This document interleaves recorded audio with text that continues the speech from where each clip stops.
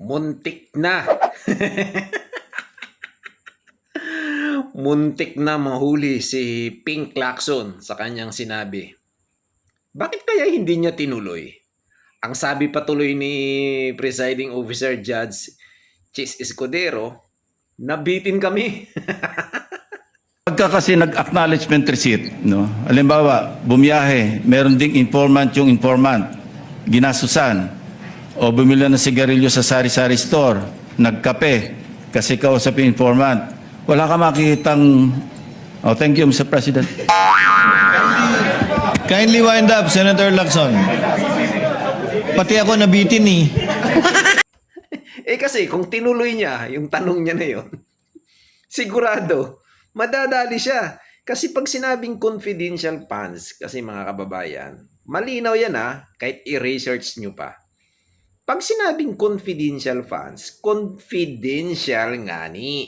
Ibig sabihin, hindi pwede ipaalam kanino man dahil confidential.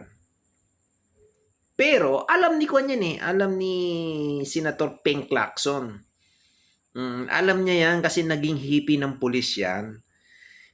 Nung naging hippie siya ng pulis, ay nakakuha din siya at nakatanggap din siya ng confidential funds na galing sa gobyerno. Kaya alam niya yan. Kanina, medyo naalangan siya doon sa kanyang mga sinasabi, kaya hindi niya na tinuloy. Nabitin si Senator Chis Escudero, yung presiding officer dyan sa impeachment trial ni Bibi Sara.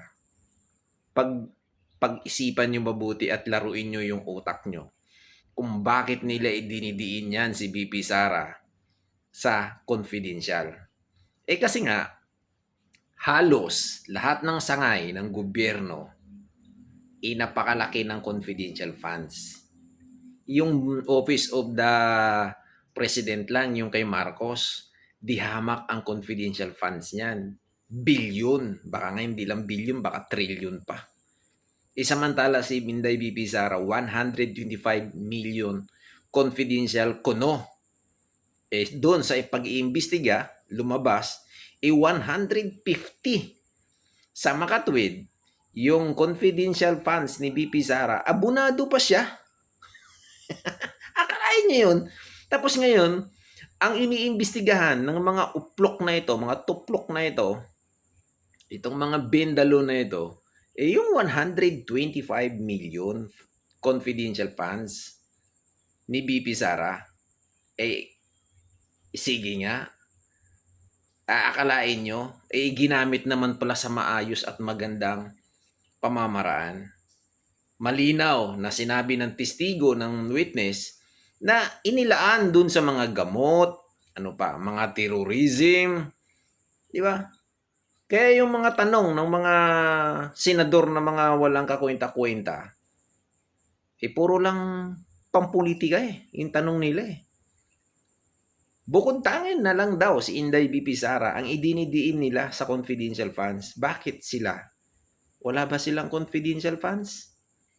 Yung lahat ng sangay ng gobyerno, wala ba? Alam nyo, mas maganda niyan, nananawagan ako sa ating mga kababayan, ipatigil na yung impeachment trial na yan. Day 13, wala pa rin nangyayari, parang day 1 pa rin.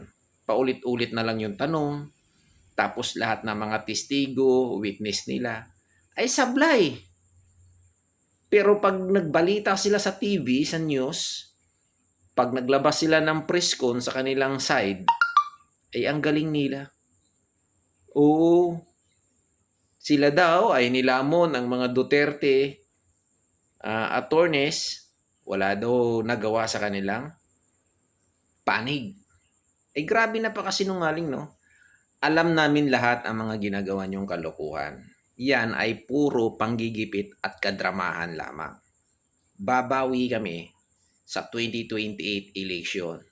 Mamarkahan namin ng ikis ang inyong mga pagmumukha at ang inyong pangalan.